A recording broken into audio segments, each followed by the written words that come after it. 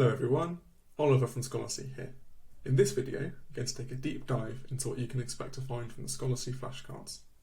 Let's start by jumping into a paper. And when that loads, the first thing you can notice is a link directly back to the original source.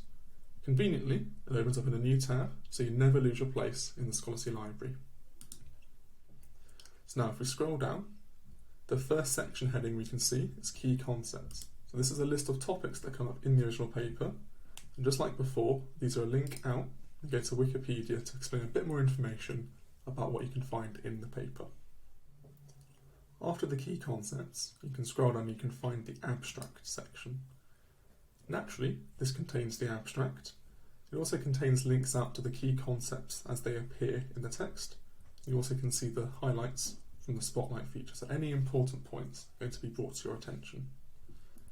I can minimise both of these by clicking back onto the section header, and I can scroll down and I can go into the synopsis. This is where you can find a narrative story behind the paper, so it's a really nice high-level overview of what's contained. It's a good way to introduce yourself to what's being discussed. Once you're happy with the synopsis, we can minimise that one and go down onto the highlights. This is my personal favourite section because I find the bullet list really accessible. You can customise how many bullet points you can get here in the settings, and there's a link in the description for the tutorial to show you how to manage that yourself. If bullet lists aren't your thing, maybe you'd prefer the Scholarcy summary. One of the nice things about this section is you can enhance it to suit your own preference.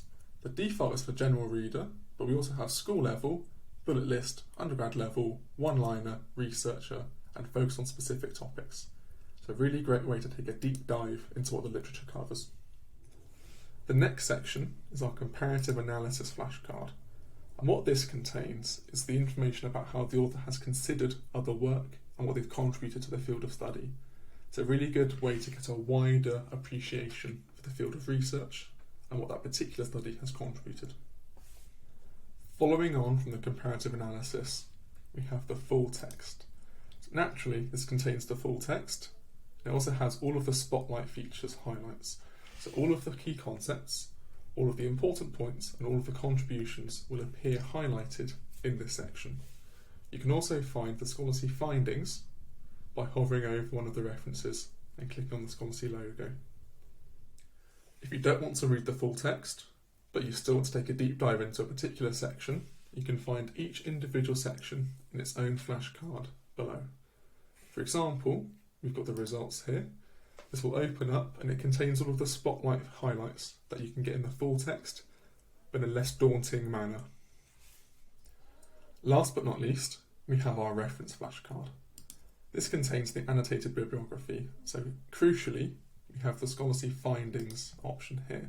This is a really nice way to have a deep dive into what the references in the paper contain. So you can have a look at the synopsis here within the same flashcard, so you don't have to leave the page and go and find it like you would normally.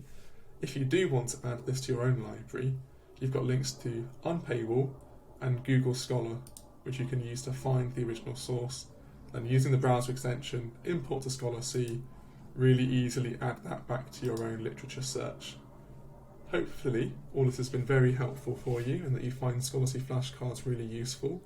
If you do have any questions, however, please feel free to drop them in the comment section down below. Thank you very much for watching.